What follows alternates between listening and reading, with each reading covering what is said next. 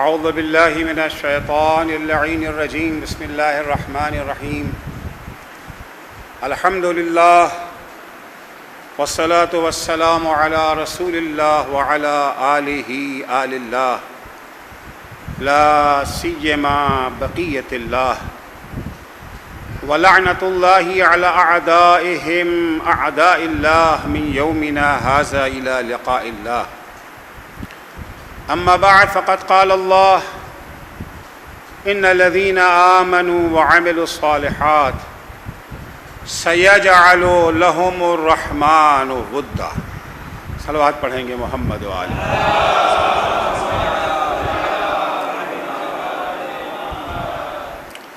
عزیزان گرامی، تاریخ کا ہاضمہ بڑا اچھا ہوتا ہے. بڑے سے بڑے واقعات کو، بڑی سے بڑی شخصیات کو ہضم کر جاتی ہے. آج جن کی شہرت ہوتی ہے، جن کا چرچا ہوتا ہے، جن کا نام ہوتا ہے، کل کوئی انہیں پہچانتا بھی نہیں، کل کوئی ان کا نام لینے والا نہیں ہوتا. آج جن کے پیچھے پیچھے لاکھوں لوگ زندہ باد کے نعرے لگاتے ہیں، چند دنوں کے بعد انہیں بھول جاتے ہیں. لیکن کچھ واقعات اور کچھ شخصیتیں ایسی ہیں جنہیں تاریخ کے ہاضمے کی حرارت ہضم نہیں کر پاتی. وہ زندہ جاوید بن جاتے ہیں. لاکھ انہیں محو کرنے کی، مٹانے کی کوشش کی جائے، وہ ذہنوں سے نکل نہیں پاتے. امام خمینی انہی شخصیات کے سلسلے کی ایک کڑی ہے. کہاں جلال پور، کہاں امام خمینی؟ شاید جلال پور میں انگلیوں پر گننے کے برابر جو ہے مقلد ان کے رہے ہوں. ایسے بات ہے، اس وقت تقلید زیادہ تر لوگ آیت اللہ ہے خوئی مرحوم کی کیا کرتے تھے. لیکن آج اگر آپ دیکھیں، تقلید آیت اللہ حکیم کی ہوتی تھی، تقلید آیت اللہ خوئی کی ہوتی تھی. لیکن آج جتنے اہتمام کے ساتھ جس جلال پور میں امام خمینی کو یاد کیا جاتا ہے، تو خدا نخواستہ ان مراجع کی عظمت کو گھٹانا نہیں ہے، وہ جگہ پر بہت عظیم ہیں. ان کی عظمت کا اعتراف کرتے ہوئے یہ عرض کر رہا ہوں.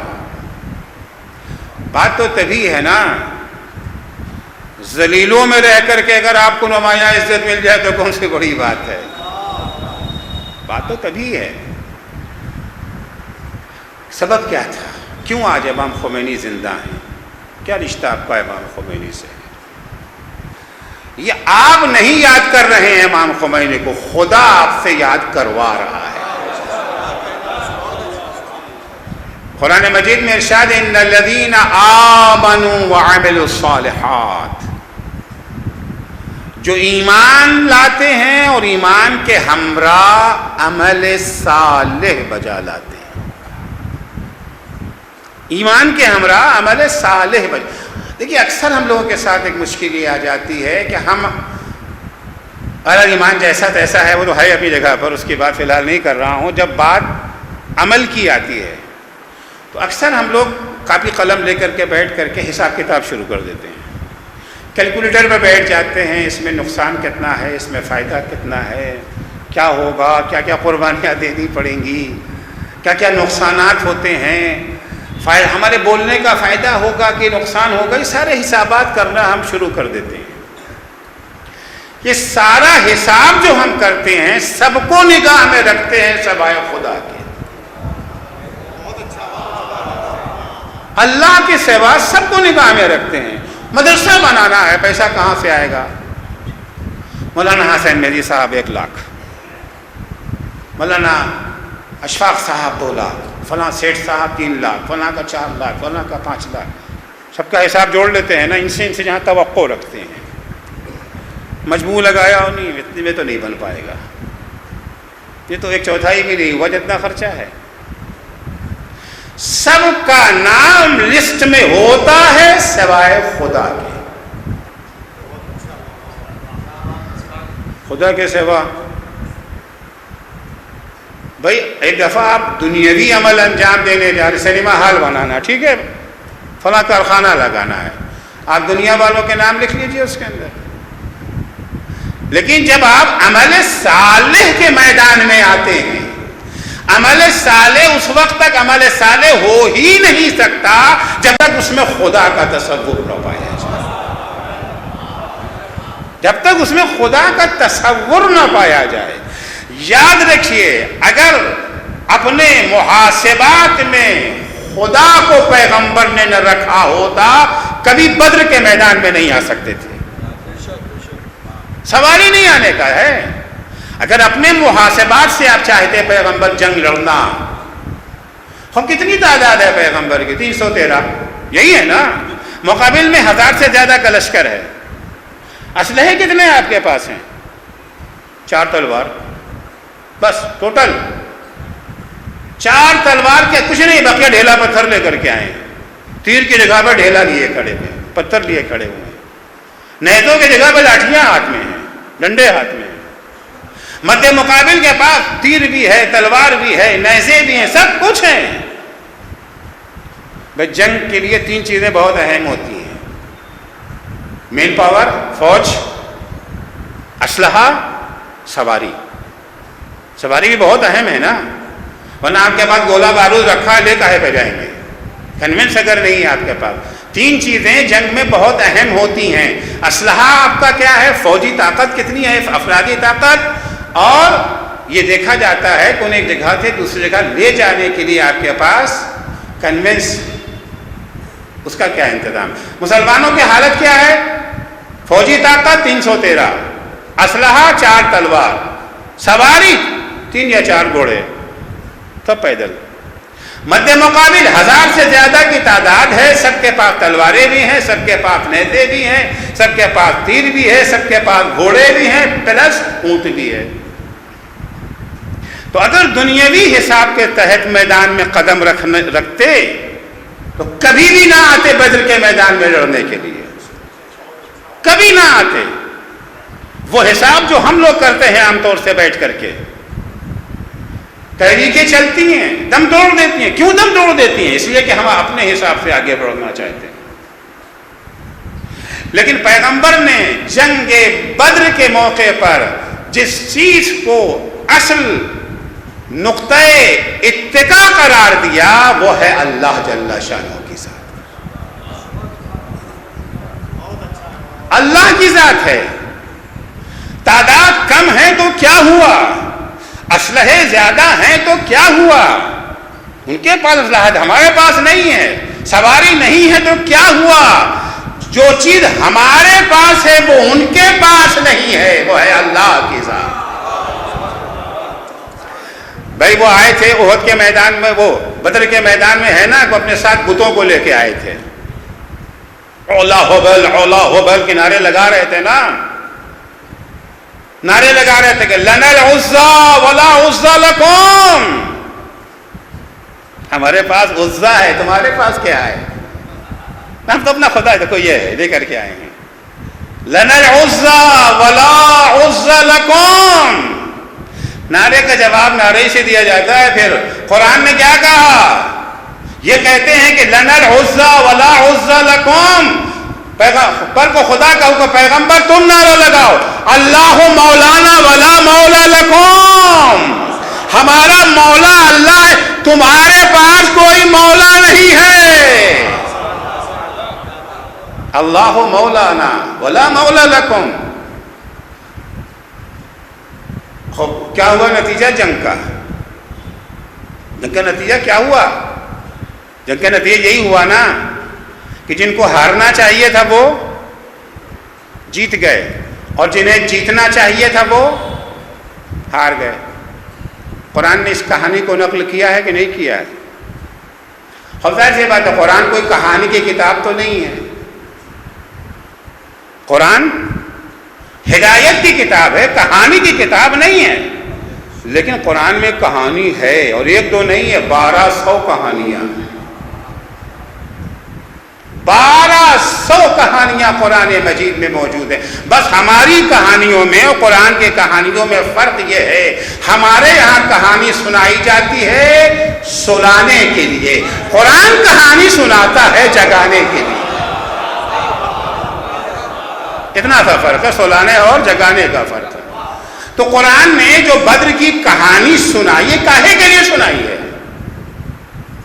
کس لیے سنائی ہے؟ اس لیے کہ جب ہم تذکرہ ہو تو بیٹھ کے نعرے لگا لیں. دیکھیے نعرہ اچھی چیز ہے، مگر نعرے کا مقصد کیا ہوتا ہے؟ غور کریں نا اس پر. نعرہ کس نے لگایا تھا؟ نعرہ لگایا تھا جوش پیدا کرنے کے لیے. یہی ہوتا ہے نا، جوش کاہے کے لیے پیدا کیا جاتا ہے؟ کمرے میں سونے کے لیے.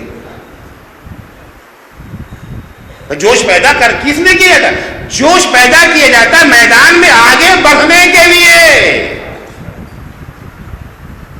تو نعرہ مقصد نہیں ہے، نعرہ وسیلہ ہے، نعرہ ذریعہ ہے.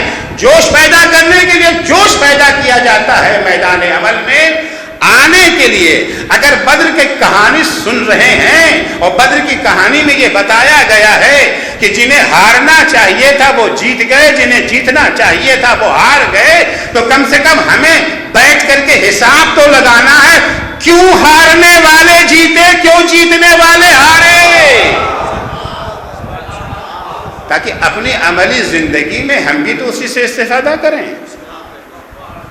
امام خمینی کا ہنر یہی تھا،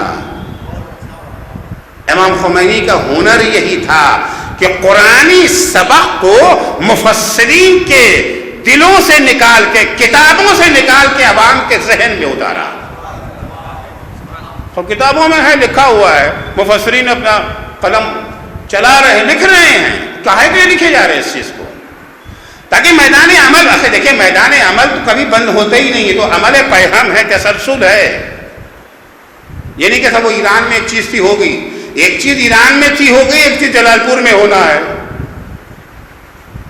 خوب ایک چیز جلال پور میں ہونا ہے، خوب یہاں اگر ہونا ہے پھر وہی ساری باتیں یہاں بھی آئیں گی.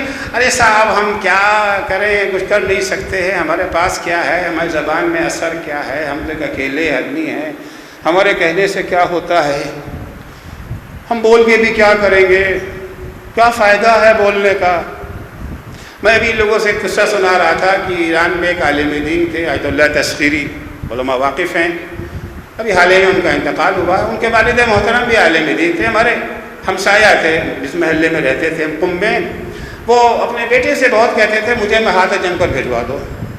جس زمانے میں جنگ ایران عراق کی ہو رہی تھی، تو ان کے بیٹے آیت اللہ تسخیری نے کہا بابا آپ جا کے کریں گے کیا، ایک بوجھ بنیں گے فوج کے اوپر، آپ کیا کریں گے، اتنے بوڑھے آدمی ہیں، آپ کا مصرف کیا ہے وہاں.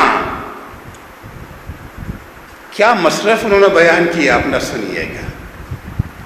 کہنے لگے محاذ جنگ پر مورچہ جہاں بنتا ہے، بنکر جہاں بنتے ہیں، بنکر کس چیز سے بنتے ہیں؟ بوریوں میں ریت بھر کے، مٹی بھر کر کے بنکر بنتے ہیں. بنکر کا کام کیا ہوتا ہے؟ اس کے پیچھے مجاہد کھڑا ہوا، آنے والی گولی بنکر کو لگتی ہے، اس سے نہیں لگتی ہے. وہ کہتے تم کہتے ہو آپ کا مصرف کیا ہے، جو مصرف اس بوری کا ہے کیا میں اس قابل بھی نہیں ہوں؟ اور مجھے اس بوری کی جگہ جا کے رکھ دو، میرا کوئی مصرف اور نہیں نا ہے، کچھ نہیں کر سکتا ہوں. تو اپنا مصرف ڈھونڈنا ہم کیا کر سکتے ہیں؟ بے مصرف تو ہم بالکل نہیں نہ ہے. بے مصرف ہوتے تو اللہ ہمیں پیدا ہی کیوں کرتا؟ پیدا ہوئے ہیں تو ہمارا مصرف ہے. اپنا مصرف ہمیں خود تلاش کرنا ہے. جس دن اپنا مصرف ہم نے سمجھ لیا، کامیابی ہمارے قدم چومے گی، کامیابی ہمارے قدم چومے گی.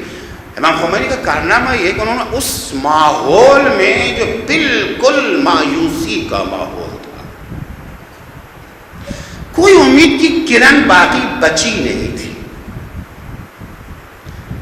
چونکہ اللہ نے ہمیں توفیق دی کہ ہم ایران کے انقلاب سے 5 سال پہلے ایران پہنچ گئے تھے، تو ہم نے وہ شاہی دور بھی دیکھا ہے، وہ زمانہ بھی دیکھا ہے کہ واقعی مایوسی کا زمانہ تھا. عوام تو عوام، علماء مایوس تھے. تحریک اپنے شباب پر تھی. یہ جو ہے بلیک فرائیڈے ہو چکا تھا. بلیک فرائیڈے وہ تھا کہ جب ایک میدان میں مرد و زن اکٹھا ہوئے، میدان شہداء، البتہ اس کا نام پتا میدان یہ جو جالا تھا پہلے، بعد میں اس واقعے کے بعد اس کا نام تبدیل ہو گیا میدان شہداء۔ اعلان ہوا تھا کل وہاں پر اجتماع ہوگا، میٹنگ ہوگی شاہ کے خلاف۔ اچھا، اب اس تحریک میں امام خمینی نے کیسا سور پھونکا، واقعا سور پھونکنے کا لفظ میں استعمال کر رہا ہوں، کہ شاہی حکومت نے پورا زور لگا دیا تھا، پورے پروپیگنڈا مشینری عورتوں کو امام خمینی کے خلاف ورغلانے کے لیے، ان کو ورغلانے کے لیے کہ یہ عورتوں کا حقوق پامال کیا جاتا ہے اور فلاں ہے اور ڈھکاں ہے، یہ لوگ عورتوں کو الیکشن میں حصہ لینے کی اجازت نہیں دیتے، ہم اجازت دے رہے ہیں، وغیرہ وغیرہ، تاکہ عورتوں کو ورغلایا جائے۔ لیکن کام جب خدا پر بھروسہ کر کے کیا جاتا ہے، آپ دیکھیں کہ سب سے زیادہ تحریک انقلاب کی اگر کسی نے حمایت کی ہے تو وہ عورتیں ہیں۔ عورتوں نے مردوں کو غیرت دلائی ہے، تب جا کے وہ گھر سے باہر نکلے ہیں۔ جتنے مظاہرے میں خود رہا ہوں، اپنی آنکھوں سے دیکھا، خود اس میں شامل رہا ہوں، یہ جو ہے مظاہروں کے دوران اگلی صف میں عورتیں ہوتی تھیں، گود میں بچے لیے ہوئے، سال بھر کا بچہ، 2 سال کا بچہ، 6 مہینے کا بچہ ماں کی آغوش میں ہے، شاہ مرد آباد، خمینی زندہ آباد۔ تب جا کے مردوں کو غیرت آئی کہ انہوں نے باہر نکلنا شروع کیا۔ بلیک فرائیڈے کے موقع کے اوپر اعلان ہو گیا کل یہاں پر مظاہرہ ہے، راتوں رات ماشاءاللہ لگ گیا، صبح 6 بجے سے لوگ نکلنا، کسی کو پتا نہیں ہے کہ ماشاءاللہ لگا ہوا ہے، ماشاءاللہ کا اعلان کر دیا گیا، اور چاروں طرف سے گھیر کے اس ایک میدان میں 5000 لوگ مارے گئے، ایک میدان میں ایک دن میں 5000 افراد شہید کیے۔ اگلی صف جو گری ہے وہ عورتوں کی گری ہے، جن کے گودوں میں چھوٹے چھوٹے بچے تھے، جن کی گودوں میں چھوٹے چھوٹے بچے ہیں۔ اتنی بھیانک، اتنی سفاک حکومت ہے۔ اس سفاک حکومت کے مقابلے میں اس زمانے میں امام خمینی نے جو تحریک چلائی ہے، وہ یہ واقعہ ہو چکا تھا کہ ہمارے استاد تھے، نام نہیں لوں گا ان کا، وہ تحریک میں شامل نہیں تھے بڑے اچھے آدمی، ظاہر سی بات ہے کہ یہ ضروری نہیں کہ کوئی امام خمینی کی حمایت نہیں کرتا، اگر خامنہئی کی حمایت نہیں کرتا، ولایت فقیہ کو نہیں مانتا تو یقیناً وہ جو ہے برا آدمی ہے، یہ ضروری نہیں ہے۔ بہت سارے افراد ہیں، ممکن ہے ایک حضرت علی کو نہ مانتا ہو مگر آدمی اچھا ہو، خدا کو نہ مانتا ہو، ضروری نہیں کہ خدا کو نہ ماننے والا ہر آدمی یہ جو برا ہی ہو۔ سمجھ نہیں پایا، شاید ہم نے سمجھایا نہیں اسے، شاید اس کی غلطی کم ہے، ہماری غلطی زیادہ ہے کہ ہم نے اپنی ذمہ داری کو نہیں نبھایا۔ تو بہت سارے افراد ہوتے ہیں جن کے پاس، دیکھیے ایک بات عرض کروں آپ کی خدمت میں کہ یہ جو ہے ڈیسیزن اور فیصلہ، ڈیسیزن کی بنیاد ہے انفارمیشن۔ اگر انفارمیشن آپ کے پاس صحیح ہے تو آپ کا ڈیسیزن بھی صحیح ہوگا، اگر انفارمیشن آپ کے پاس غلط ہے، آپ کتنے ہی اچھے آدمی ہوں، آپ کا ڈیسیزن کبھی صحیح نہیں ہو سکتا۔ بہت اس کی اہمیت ہے۔ ہمارے بہت سارے علماء، بہت سارے مجتہدین ایسے تھے جن کے پاس فقہی انفارمیشن تو بہت اچھی تھی، قرآن کی معلومات بہت اچھی تھی، تاریخ میں کیا کہنا، سبحان اللہ، باتقوا بھی ہیں، متقی و پرہیزگار بھی ہیں، عابد شب زندہ دار ہیں، سماج کی خبر نہیں ہے، سماجی انفارمیشن نہیں ہے۔ وہ آتی بھی کہاں سے؟ کہ زمانہ تھا جب حوزہ علمیہ میں، دینی مدرسوں میں یہ سماجی انفارمیشن لینے پر پابندی تھی۔ کیونکہ سماجی انفارمیشن کہاں سے آئے گی؟ اخبار سے آئے گی، ریڈیو سے آئے گی، ٹی وی سے آئے گی۔ تو تصور یہ تھا کہ ایک طالب علم اپنا وقت ان چیزوں میں صرف کیوں کرے، برباد کر رہے ٹائم اپنا۔ جتنی دیر میں ہم بیٹھ کے اخبار پڑھیں گے اتنی دیر میں ایک سورہ یاد کر سکتے ہیں، جتنی دیر ہم بیٹھ کر کے ریڈیو سنیں گے، خبر سنیں گے، اتنی دیر میں تو فلاں سبق یاد کر لیں گے، یہ جو فعل ماضی کی گردان یاد ہو جائے گی اتنی دیر میں۔ تو اب میں بات دیکھا نا، بات معقول بھی نظر آتی ہے، ہاں بھائی کیا کرو گے تم سمجھ جان کے، فلسطین میں کیا ہو رہا ہے، افغانستان میں کیا ہو رہا ہے، الجیریا میں کیا ہو رہا ہے، روس میں کیا ہو رہا ہے، کورونا کیا چیز ہے، جو یہ جو ویکسین جو بنے ہیں ان ویکسینوں کا فرق کیا ہے، روسی ویکسین کا مقابلہ امریکی ویکسین سے، امریکی ویکسین کا مقابلہ چینی ویکسین سے، یہ جان کے کیا کرو گے بھائی؟ اللہ اللہ کرو بیٹھ کے مصلی پہ، تو تسبیح پڑھو گے، ثواب بھی ملے گا، جنت میں ایک آدھ حور بھی مل جائے گی، اس کا کیا فائدہ ہے؟ طلبا اگر اخبار پڑھتے ہوئے مل جاتے تھے تو ان کا خارجہ ہو جاتا تھا۔ میں ہندوستان کی بات نہیں کر رہا ہوں، میں حوزہ نجف اور قم کی بات کر رہا ہوں۔ میں نے عرض کیا کہ چونکہ میں انقلاب سے 5 سال پہلے پہنچ گیا تھا اور تھوڑا سا دوستی ان لوگوں سے ہو گئی تھی جو اس قسم کے قماش کے لوگ تھے، ان سے کچھ کتابیں مل جاتی تھیں امام خمینی کے متعلق، اسے اپنے کمرے کا دروازہ تو بند کرتے ہی تھے، کتاب کے اندر کتاب رکھ کے تب پڑھتے تھے، کسی کو پتہ چل گیا تو خارجہ تو لکھا ہوا ہے۔ تو ظاہر سی بات ہے انفارمیشن ملے گی کہاں سے، اطلاع ملے گی کہاں سے؟ آپ کو کیسے پتا چلے گا کہ عالم اسلام کے خلاف کیا سازشیں ہو رہی ہیں؟ آپ کو کیسے پتا چلے گا کہ یہ جو دوست نظر آ رہا ہے یہ تو پکا دشمن ہے؟ یہی ہمارا سب سے بڑا دشمن ہے، سب سے گہرا دشمن تو ہمارا یہی ہے، کہاں سے آپ کو اطلاع ملے گی؟ ایسے ماحول میں امام خمینی نے تحریک چلائی ہے۔ حالات کو پس منظر جب تک آپ نے سمجھے تب تک کام کی اہمیت کا اندازہ نہیں ہوتا ہے۔ جب ایران میں انقلاب آ گیا، مرحوم آیت اللہ تعلقانی بہت بڑے عالم تھے، بڑے انقلابی، بڑے یہ جو ہے مجاہد، ہمیشہ میدان میں رہنے والے، ہمیشہ یا جیل میں یا جو ہے وہ یہ جو ہے جلا وطن کی زندگی بسر کی ہے۔ مرحوم آیت اللہ تعلقانی نے اسلامی انقلاب کے بعد امام خمینی کے پاس ایک دن گئے اور جا کے کہنے لگے آقا میں نے پورا زور لگا دیا کہ قم کے طلباء کو اخبار پڑھنے والا بنا دوں، میں کامیاب نہ ہو سکا، آپ نے نہ صرف ان کو اخبار پڑھنے والا بنایا، اخبار لکھنے والا بنا دیا۔ آج کتنے ہی اخبار کے ایڈیٹر علماء کرام ہیں، یہ نیوز پیپر کے ایڈیٹر علماء کرام ہیں، یہ جو ہے اس کے جو ہے رپورٹر علماء کرام ہیں، ریڈیو ٹیلی ویژن کے بہت سارے شعبوں کے ڈائریکٹر علماء کرام ہیں۔ کیونکہ اہمیت معلوم ہوئی نا کہ سماج کی اہمیت کیا ہے۔ دیکھیے اسلام ایک جامع دین ہے، اسلام صرف عبادت کا دین نہیں ہے،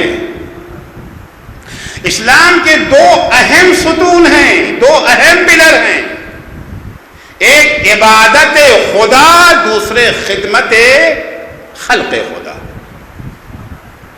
عبادت خدا، خدمت خلق خدا، نماز، روزہ، تلاوت قرآن، مناجات، حج، یہ سب کیا ہیں؟ عبادت خدا ہیں۔ دوسرا مرحلہ کیا ہے؟ خدمت خلق خدا۔ خدمت خلق خدا صرف بھوکے کو کھانا کھلا دینا نہیں ہے۔ اگر کسی قوم کے قدموں میں غلامی کی زنجیریں پڑی ہیں، غلامی کی زنجیروں سے آزادی دلانا خدمت خلق خدا ہے۔ قرآن مجید سورہ اعراف میں جب پیغمبر اکرم صلی اللہ علیہ وآلہ وسلم کے بعثت کے مقاصد کو بیان کرتا ہے تو وہاں پہ کیا ہے؟ وَيَضَعُ عَنْهُمْ إِسْرَهُمْ وَالْأَغْلَالَ الَّتِي كَانَتْ عَلَيْهِمْ، جہاں پیغمبر کی ذمہ داری امر بالمعروف ہے، نہی عن المنکر ہے، یحل لهم الطیبات، یحرم علیہم الخبائث، یأمرهم بالمعروف وینہاہم عن المنکر، وہیں کیا کہا گیا ہے؟ وَيَضَعُ عَنْهُمْ إِسْرَهُمْ وَالْأَغْلَالَ الَّتِي كَانَتْ عَلَيْهِمْ، پیغمبر کی ذمہ داری جہاں بتوں کی پوجا سے آزادی دلانا ہے، وہیں غلامی کی زندگی سے بھی آزادی دلانا پیغمبر کی ذمہ داری ہے۔ پیغمبر کی ذمہ داری ہے لوگ غلاموں کو آزادی دلائی جائے۔ آپ دیکھیں زکوٰۃ، خیرات، صدقات کا استعمال جہاں کیا جاتا ہے اس میں سے ایک مورد کیا ہے قرآن میں؟ وَفِي الرِّقَابِ، غلامی سے آزادی دلانا۔ تو یہ آزادی یوں ہی تو نہیں ملتی ہے، آزادی کے لیے میدان میں آنا ہے، آزادی کے لیے صحیح جو ہے ڈیسیزن لینا ہے، اور صحیح ڈیسیزن تبھی ہو سکتا ہے جب صحیح انفارمیشن ہو۔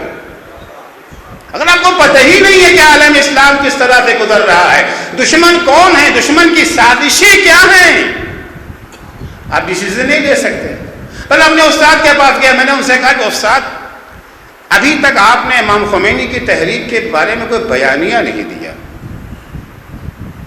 کوئی بیان کرو کہ یاس کا جو عالم تھا, آپ نے کوئی بیانیہ نہیں دیا ابھی تک ان کی حمایت میں.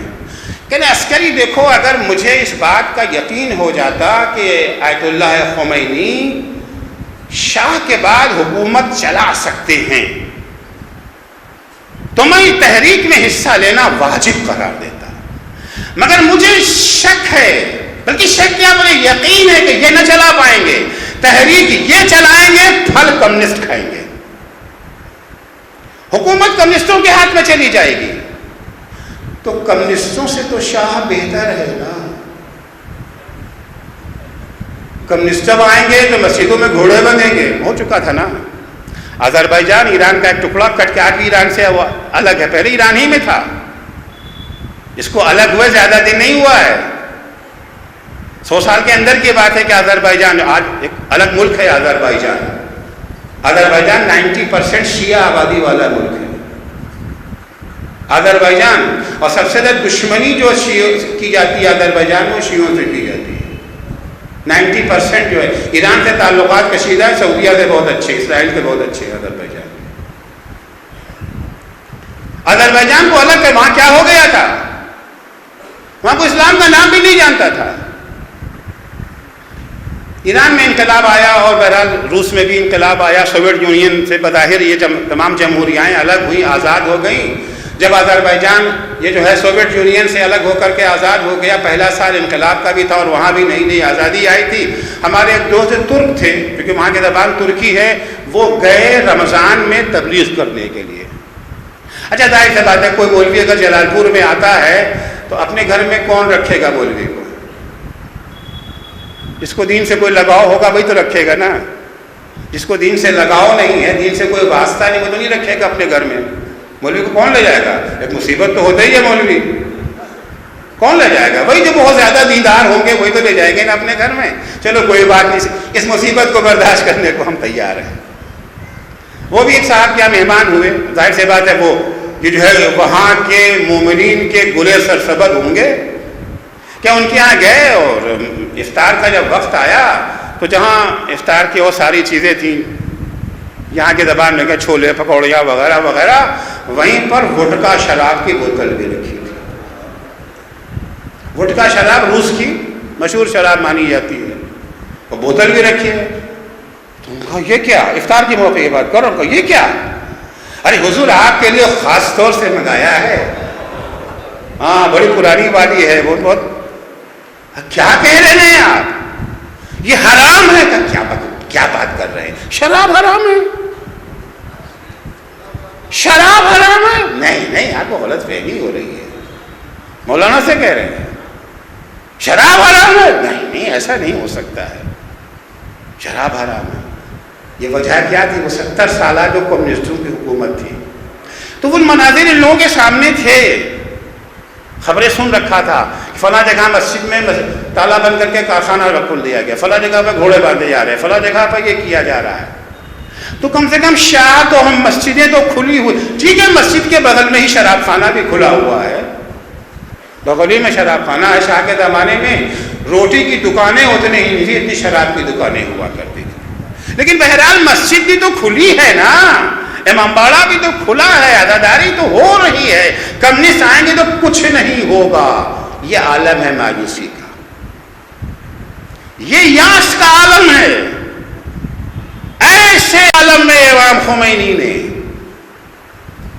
نہ صرف یہ کہ انقلاب کو کامیاب کیا, نہ صرف یہ کہ کامیابی سے حکومت چلایا, کمیونسٹوں کا صفایا ہو گیا. صفایا ہوگا. مطلب کمیونسٹ اتنے حاوی تھے کہ ہمارے بڑے بڑے علماء کو بھی یقین تھا کہ اگر شاہ ہٹا کمیونسٹوں کے ہاتھ میں حکومت گئی. وہ یاس کا عالم, وہ مایوسی کا عالم. کسی کو امید نہ تھی کہ یہ انقلاب کامیاب ہو, حتیٰ انقلاب کی کامیابی کے ایک دن پہلے تک امام خمینی 11 فروری کو آئے ہیں ایران میں. 11 فروری کو نہیں, 11 فروری انقلاب ہو گیا, 10 دن پہلے لے لیجیے. پہلی فروری کو امام خمینی پیرس سے ایران آئے ہیں. اسٹرائک ہڑتال وغیرہ چلی رہی تھی, ریڈیو ٹیلی ویژن والوں نے ہڑتال کر رکھی تھی.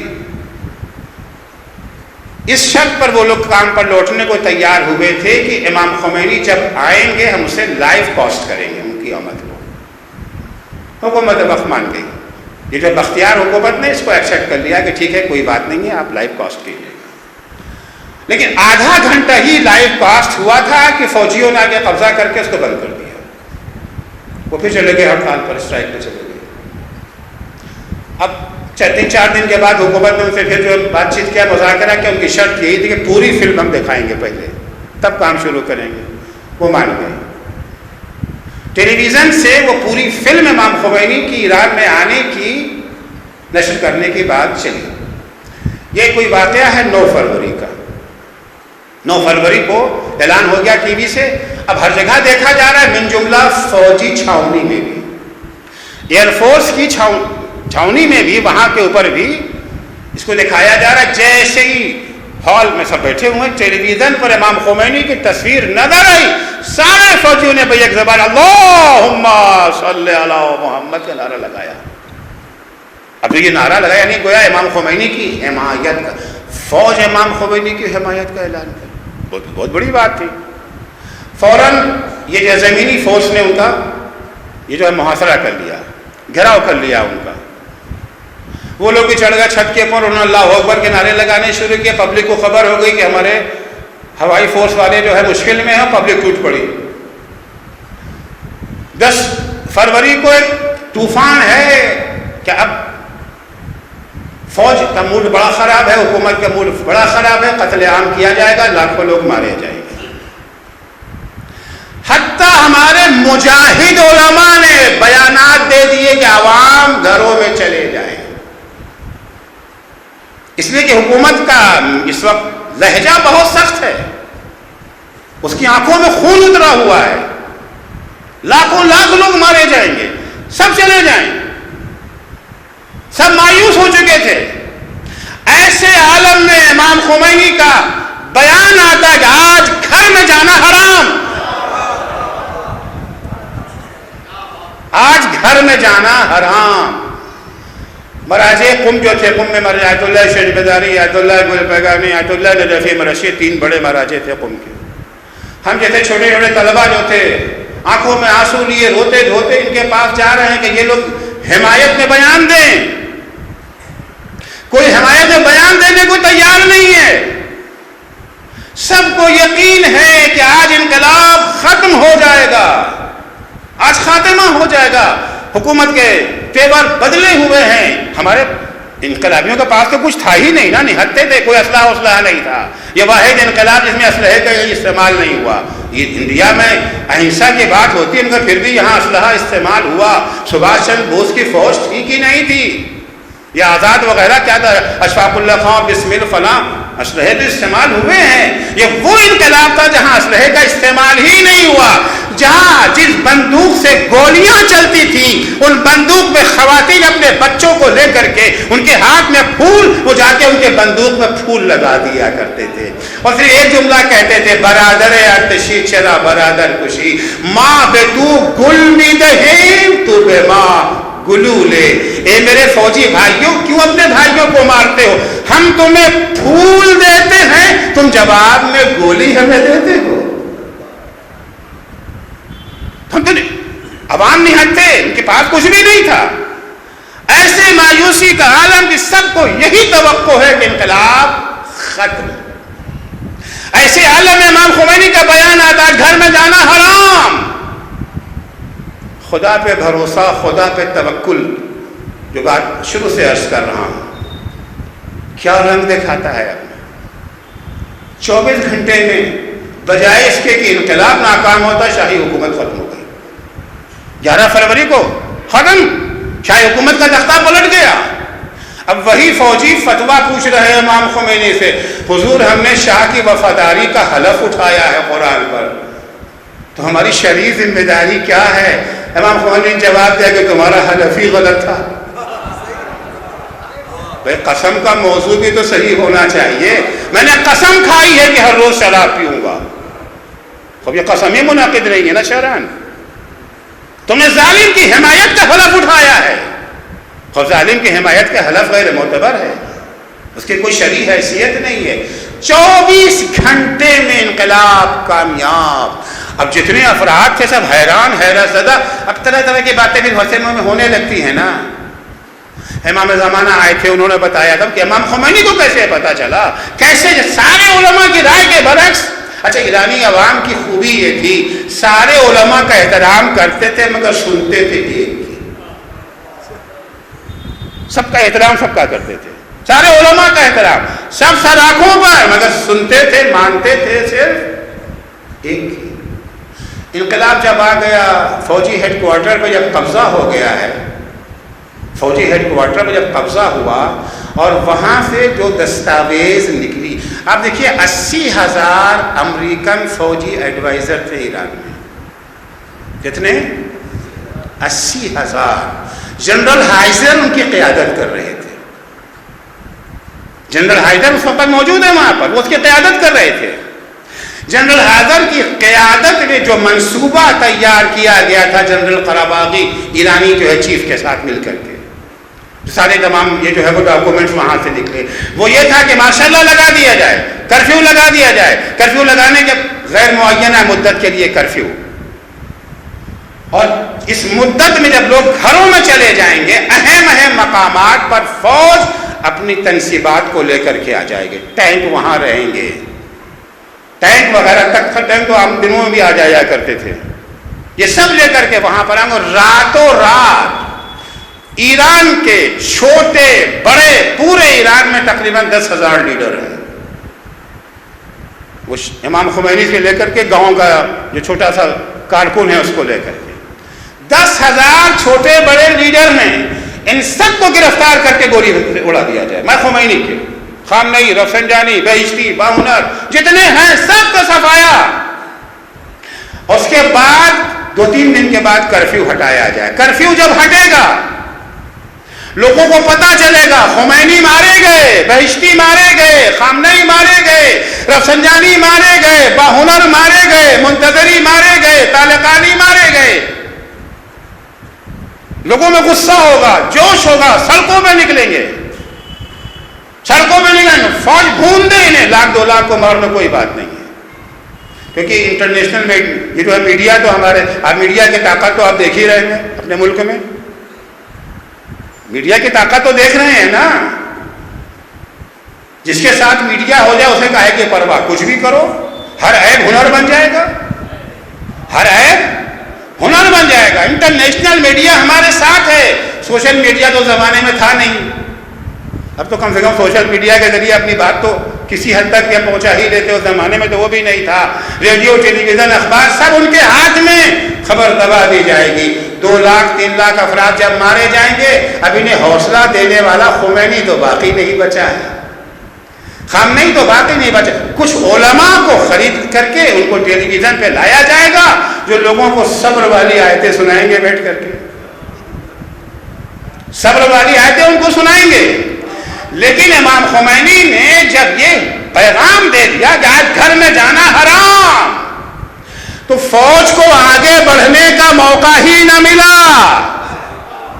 بیرک سے ٹینک چلا، سڑک پر آیا، ادھر عورت مرد سب گھر سے باہر، گھر کوئی گھر میں نہیں ہے، بوریوں میں ریت بھر بھر کے انہوں نے اپنا باقاعدہ بینکر بنا لیا سڑکوں کے اوپر، عورتیں بوتل میں پٹرول بھر بھر کے، پٹرول بم بنا کر کے مردوں کو دیتی تھی، مرد اسے ان پر استعمال کرتے تھے۔ اب اللہ کا کرنا کہ بوتل کا بم ٹینک کو اڑا دے، جو تمہارے بس میں ہے تم کرو، پھر ابابیل کی کنکریوں کو بم بنانا ہمارا کام۔ انہوں نے بوتل میں بھر کے وہ ٹینک پہ لگا، بک سے، اس سے کہیں ٹینک اڑتا ہے؟ سائیکل میں نہیں اڑے گا بھائی اتنی آسانی سے، ٹینک اڑ گیا۔ اب جب ٹینک اڑ گیا تو پچھلا ٹینک جو آ رہا ہے وہ آئے گا کیسے؟ سڑک ہے نا، راستہ بند، راستہ بلاک ہو گیا، یہ ہٹے تو دوسرا ٹینک ہے، یہ ہٹے کیسے؟ وہ پیچھے ساری فورس رکی رہ گئی، دوسرے صوبوں سے، دوسری اسٹیٹ سے لائے رہے تھے، عوام، کیونکہ سارے عوام آ گئے نا، سڑکوں کو کاٹ دیا، راستوں کو بند کر دیا. اب راستے میں سڑک پہ آ رہے ہیں, بڑے بڑے گڈھے پڑے ہوئے ہیں, یہ بند ہو تب تو وہ آگے بڑھیں. کوئی فوج آگے نہ بڑھ سکی, آگے نہ بڑھ سکی. نہ خمینی گرفتار ہوئے, نہ خامنئی گرفتار ہوئے, نہ کسی پہ گولی چلائی جا سکی, نہ کسی کو مارا جا سکا. نتیجے جو باقی تھوڑی بہت فوج شاہ کے ساتھ تھی, اس کا بھی مورال ڈاؤن ہو گیا. مورال تو ڈاؤن پہلے ہی ہو چکا تھا جب بچوں نے آ کر کے پھول لگایا تھا. حکمت عملی یہ سب ہوتی ہے نا ہر چیز کی. ایسے عالم میں اب لوگوں کو بڑی حیرت ہوئی کہ امام خمینی کو پتہ کیسے چلا. انہوں نے بھی بڑے سمپل طریقے سے بیان کیا, نہیں وہ خاص بات ایسی کہ میرے ذہن میں ایک بات آ گئی, میں نے کہہ دیا.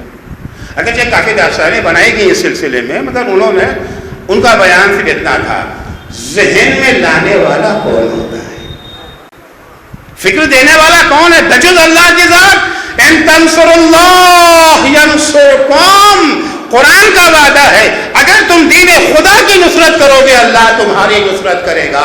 من جاہد فینا لنہدینہم سبلنا, جو ہماری راہ میں قدم بڑھاتے ہیں ہم ان کے لیے راستے کھول دیتے ہیں.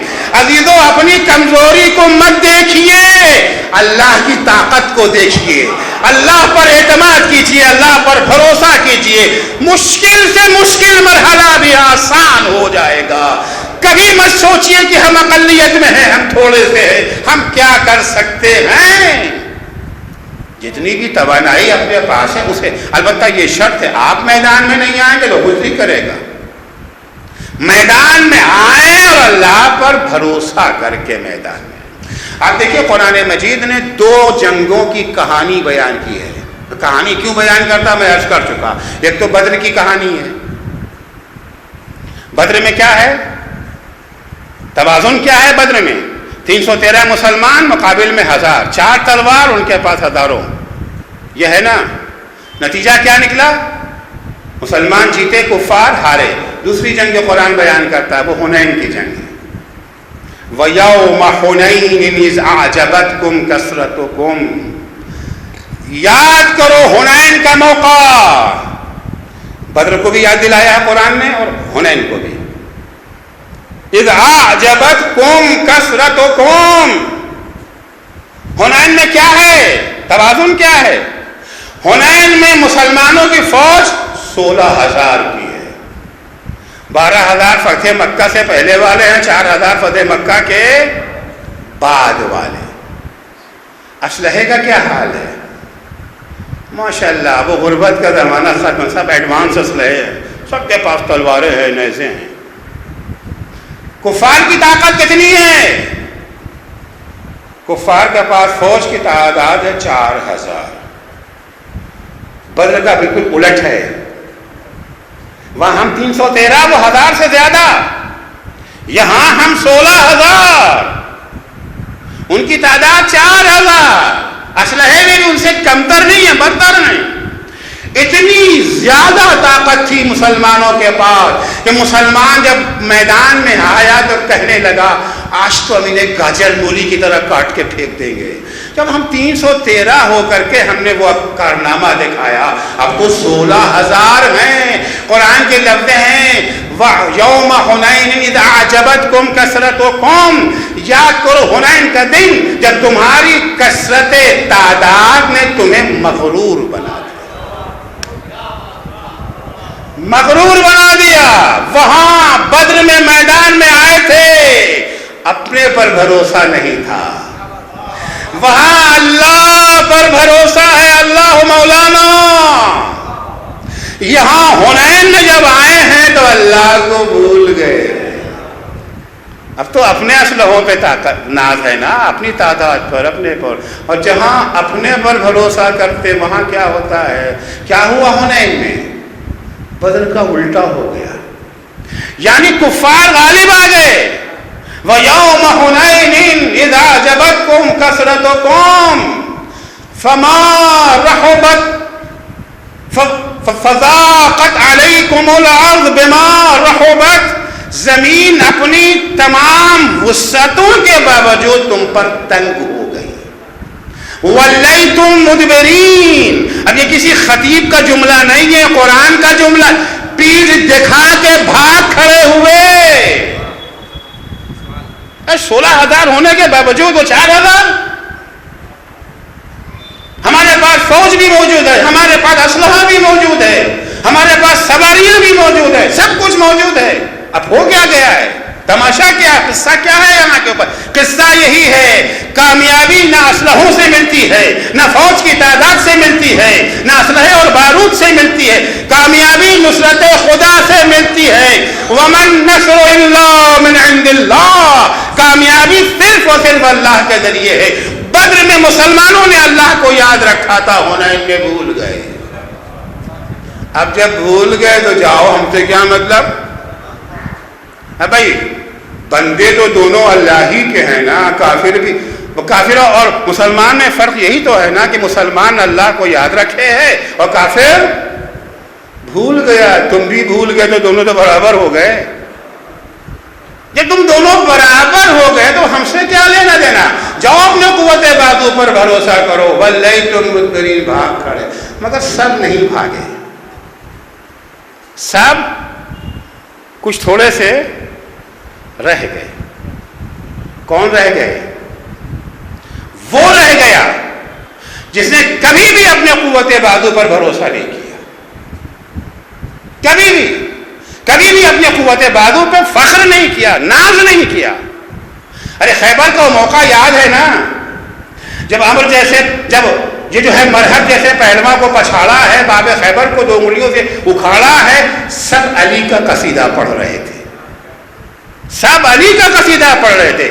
کیسا بہادر ہے, کیسا دلیر ہے, کیسا شجاع ہے, سب علی کا قصیدہ پڑھ رہے تھے.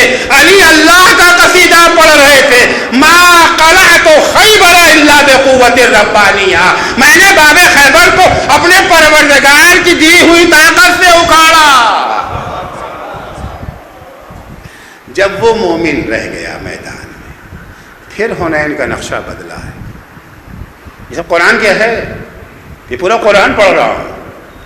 پھر حنین کا نقشہ بدلا ہے, ہاری ہوئی جنگ مسلمان پھر جیتا. انزل اللہ السکینۃ علیہ وعلی المؤمنین. اب جب میدان میں یہ خالص مومن رہ گئے جو اپنے بازو پر ناز نہیں کرتے ہیں بلکہ نصرت خدا پر جنہیں بھروسہ ہے, تو اللہ نے اب ان پر سکینہ نازل کیا, نصرت خدا آئی ان کے اوپر اور ہاری ہوئی جنگ دوبارہ جیت گئے. تو فتح و ظفر اور شکست و ناکامی کا معیار پتہ چل گیا کیا ہے. یہ صرف قصہ نہیں ہے, صرف کہانی نہیں ہے, صرف واہ واہ سبحان اللہ نعرہ لگانا نہیں ہے, سبق لینا ہے. قانون خدا کا بدلتا نہیں ہے. لن تجد لسنت اللہ تبدیلا, لن تجد لسنت اللہ تحویلا. اللہ کا قانون نہیں بدلتا. جو بدر کا قانون ہے وہی حنین کا قانون ہے, وہی آج کا قانون ہے. اگر بدر میں نصرت خدا آ سکتی ہے, اگر حنین کی ہاری ہوئی جنگ مسلمان دوبارہ جیت سکتا ہے, تو آج بھی ہم اقلیت میں ہونے کے باوجود, کم تعداد میں ہونے کے باوجود, غریب ہونے کے باوجود, بے سر و ساما ہونے کے باوجود, نہٹھے ہونے کے باوجود کامیاب ہو سکتے ہیں. یہی وہ فارمولہ تھا جو امام خمینی نے اپنایا تھا.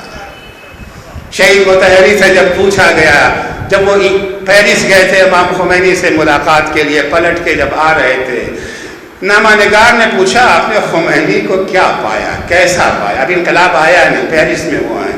جواب دیتے ہم نے خمینی میں 4 ایمان پایا ہے, 4 ایمان پایا ہے. آمنا بربہ, اپنے پروردگار پر ایمان, وہ ہمارا والا ایمان نہیں. آمنا بربہ پورا ایمان ہے کہ اللہ قادر بھی ہے اور صادق بھی, قادر بھی ہے, صادق بھی ہے, وعدہ ہے اس کا. ان تنصروا اللہ ینصرکم من جاہد فینا لنہدینہم سبلنا. آمنا برب, آمنا بہدف, جو مقصد لے کے اس پر ایمان ہے. آخر بہت سے ہمارے ہوتے ہیں, ہمیں اپنے مقصد پہ خود ہی ایمان نہیں ہوتا, ڈاماڈول لیتے ہیں, کرے نہ کرے, اٹھے نہ اٹھے, بولے نہ بولے, فیصلہ ہی نہیں کر سکے. آمنا برب, آمنا بالسبل, جو راستہ اختیار کیا ہے مقصد تک پہنچنے کے لیے اس پر ایمان ہے. وآمنا بالشعب, اپنے عوام پر بھروسہ ہے. اپنی قوم پر بھروسہ. بڑی افسوس کی بات یہ ہے کہ ہمیں اپنی قوم پر بھروسہ نہیں ہے، نہ قوم کو بھی ہم پر بھروسہ نہیں ہے. ماشاءاللہ دو طرفہ معاملہ ہے. ارے یہ پبلک یہ ساتھ دینے والے نہیں، موقع پر ہم چھوڑ کے چلے جائیں گے. جب بھی کوئی بات ہوتی ہے اور نہیں یہ ساتھ نہیں دیں، آخر کیوں نہیں ساتھ دے رہے؟ وجہ کیا ہے؟ کبھی اس کو سمجھنے کی کوشش کرتے ہیں. امام خمینی کو اپنے عوام پہ بھروسہ، اور عوام نے واقعی ثابت کر دیا. 8 سال کی جنگ کو جھیلنا کوئی آسان کام تو نہیں تھا. ایک ایک ماں کے 4 بیٹوں کا لاشا آ رہا ہے اور ماں کے پیشانی پہ شکن نہیں ہے. سعید نقوی یہاں ہندوستان کے ایک بڑے یہ جو ہے نامہ نگار ہیں، رپورٹر ہیں، انگلش کے اچھے رپورٹر ہیں، لکھنؤ کا رہنے والے ہیں. اگرچہ کوئی شیعت سے ان کو کوئی لینا دینا نہیں ہے، مگر ہیں کافی جو ہے بڑے رپورٹر ہیں، نامآور رپورٹر ہیں. سعید نقوی ایران یہ آئے تھے انٹرویو لینے کے لیے. بڑا گھمنڈ تھا کہ ہم تو صدر سے کم کسی کا انٹرویو لیتے ہی نہیں ہیں. ایران میں کوئی نہ گھاس نہیں ڈال رہا تھا، بیچارے ادھر ادھر، بڑی ان کے لیے مشکل تھی. وہ سفر کر کے آئے ہیں یہاں، ان کا اتنا نام ہے اور غرور اتنا ہے. خیر ہوتے حوالے کسی نے ان کو ہمارے پاس بھیج دیا کہ عسکری کے پاس چلے جاؤ، ان کے کچھ ہیں تعلقات مراسم، شاید تمہارا کچھ کام ہو جائے. وہ ہمارے پاس آئے. سر ہم نے کہا یار وہ صدر انہوں تک تو ہم نہیں، ہاں بڑا اہم شخصیتیں کچھ ہیں جن سے تمہارا انٹرویو ہم کرا سکتے ہیں. آیت اللہ ناصر مکارم شیرازی سے، آیت اللہ جوادی آمولی سے، اس طرح کے لیول کے لوگوں سے کرا دیں گے. خیر ایک جگہ وہ گئے تو آیت اللہ نے پلٹ کے ان سے ہی پوچھ لیا، سعید نقوی یہ بتاؤ کہ تم نے انقلاب ایران کو کیسا پڑھا؟ کافی شہروں میں ہو کر کے آئے تھے. کہنے لگے صاحب آپ کے انقلاب کو سمجھنے کے لیے پہلے کربلا کو سمجھنا پڑے گا، آپ کی عورتوں کو سمجھنے کے لیے پہلے کردار زینب کو سمجھنا پڑے گا، کردار زینب کو سمجھنا پڑے گا. آمنا بالشعب، اپنے عوام پر بھروسہ. عوام بھی خامخواہ نہیں آتے ہیں میدان میں. ہم یہ سوچ کے بیٹھ جاتے ہیں کہ کچھ بھی جائے، عوام ساتھ نہیں دیں گے، عوام ساتھ نہیں دیں گے کچھ بھی نہیں ہوگا. 4 ایمان ہے. یہ تو اپنے رب کو سب سے پہلا ایمان، آمنا برب، کیونکہ وہی رب ہے جو عوام میں ہماری محبت پیدا کرے گا. ان الذین آمنوا وعملوا الصالحات سیجعل لهم الرحمن ودا، جو میں نے شروع آیت پڑھی تھی. بے شک جو لوگ ایمان کے ہمراہ عمل صالح بجا لاتے ہیں، اللہ ان کی محبت لوگوں کے دلوں میں ڈال دیتا ہے. اگر تمہارے تحریک کی بنیاد، تمہارے عمل کی بنیاد، تمہارے اقدام کی بنیاد اگر ایمان اور عمل صالح پر ہے، ناممکن ہے کہ عوام تمہارا ساتھ نہ دے. اپنے گریبان میں پہلے ہم جھانک لیں، ہماری تحریک، ہمارا عمل ایمان اور عمل صالح کی بنیاد پر یا خدا نخواستہ شرک کی بنیاد پر ہے، ہوائے نفس کی بنیاد پر ہے. ہاں اگر شرک و ہوائے نفس کی بنیاد پر ہے تو یقیناً اپنے عوام کے بارے میں شک کرنا چاہیے. آمنا بربہ و آمنا بہدفہ و آمنا بسبلہ و آمنا بالشعب، پروردگار پر ایمان، اپنے مقصد پر ایمان. پہلے اپنے مقصد کو واقعا تول تو لے، کتنا پاکیزہ مقصد ہے. پھر جو راستہ ہم نے انتخاب کیا ہے اس راستے کو تولے آزمائیں. یوں ہی میدان میں نہ نکل پڑے. رائے مشورہ جو بھی کرنا ہے پھر ایسے بات ساتھ ساتھ اپنے عوام پر بھروسہ کریں. بھروسہ نہ کریں گے تو آپ کوئی میدان میں آ ہی نہیں سکتے ہیں.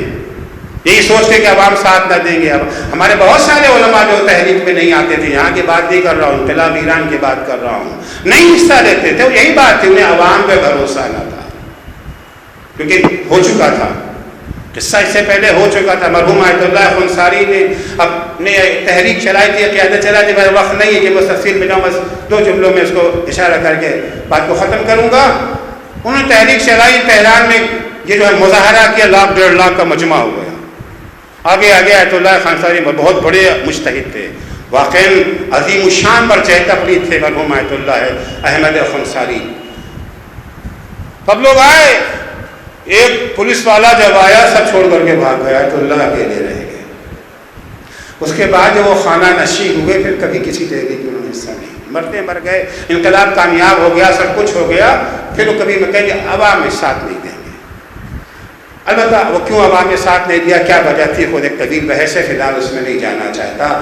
تو عزیزوں خدا پر بھروسہ، جو کام بھی کرنا چاہتے ہیں خدا پر دیکھیں خدا اس کو چاہتا ہے کہ نہیں چاہتا ہے, مرضی معبود ہے کہ نہیں, اس میں کوئی ذاتی مقصد تو نہیں ہے. فلاں صاحب سے دشمنی اچھا موقع ہے, اس وقت بدلہ لینے کا ان سے اچھا موقع ہے, غلطی ایک ان سے ہو گئی ہے نا, آج ان کو بتاتے ہیں, ذلیل رسوا کریں گے انہیں.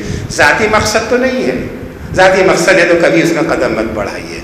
اللہ کیا چاہتا ہے, اس کی رضا کیا ہے, اس کی خوشنودی کیا ہے, ہمیں کیا فائدہ ہوگا کیا نقصان, اس کی پرواہ مت کیجیے. وہ راضی ہے یا راضی نہیں ہے, آمنا برب دے. اس کے بعد جو مقصد لے کے چلے اس مقصد کو دیکھیے کتنا پاکیزہ ہے.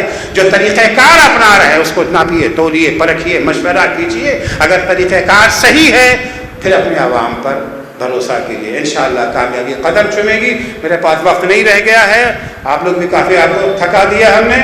بہرحال خدا بند عالم سے دعا ہے کہ خدا ہمیں ایک تو ایمان محکم عطا کرے, ہمارا ہر عمل ایمان کی بنیاد پر ہو. اس کے بعد اللہ ہمیں عمل صالح کی توفیق عنایت فرمائے. اللہ سے دعا یہی ہے, پالے رہا معبود سطح میں اہل بیت اطہار علیہ السلام کے, ہم سب کو اخلاص سے عمل عطا فرما, جرأت عمل عطا فرما, مایوسی کا کبھی شکار نہ ہونے دینا. ہمیشہ تیری رحمت سے امیدیں ہماری وابستہ رہیں.